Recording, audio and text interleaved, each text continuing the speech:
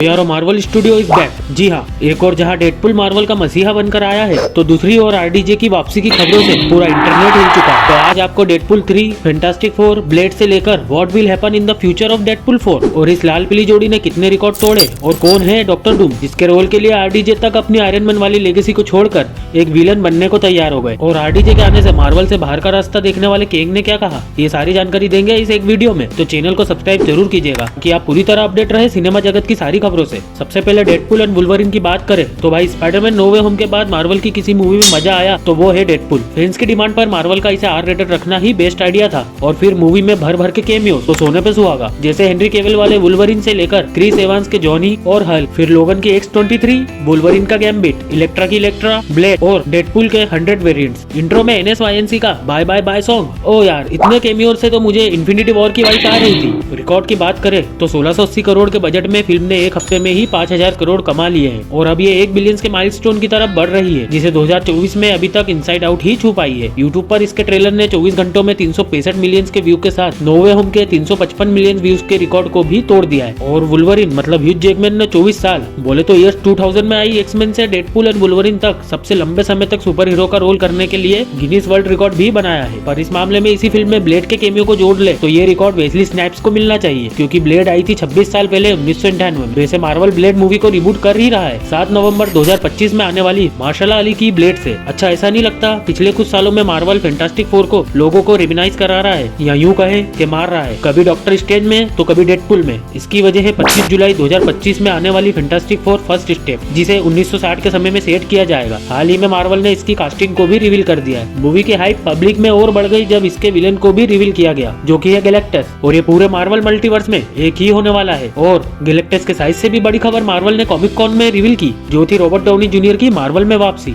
As a villain Doctor Doom के role में। अब अगर जिसने 2005 की फैंटास्टिक 4 देखी है उसे अच्छे से मालूम होगा कि डॉक्टर डूम कौन है, और नहीं देखी तो एक बार देखना जरूर। और मार्वल 2025 की फैंटास्टिक 4 के पोस्ट क्रेडिट सीन में आरडीजे के डॉक्टर डूम की एंट्री जरूर कराएगा। और खबरें तो ये भी है कि आरडीजे ने इस रोल के लिए रिकॉर्ड तोड़ 80 मिलियन की फीस ली है। सच तो ये है कि आरडीजे की वापसी का सबसे बड़ा कारण है जोनाथन मेजर्स के कैंग को मार्वल से निकाल देना। और इस खबर के बाद हाल ही में हुए जोनाथन मेजर्स के इंटरव्यू में उन्होंने कहा कि आरडीजे की वापसी से ज्यादा उन्हें कैंग को मार्वल से निकाल देने का दुख हुआ है और फैंस भी कैंग को फ्यूचर मूवीज में देखना चाहते हैं। What will happen in the future of Deadpool 4। अगर कोई फिल्म इतना तगड़ा पैसा कमा के देती है तो उसका सीक्वल तो बनना ही है। तो डेडपुल और वुल्वरिन में क्या पसंद आ रहा है लोगों को।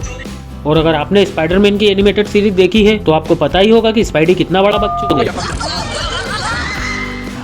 ठीक है।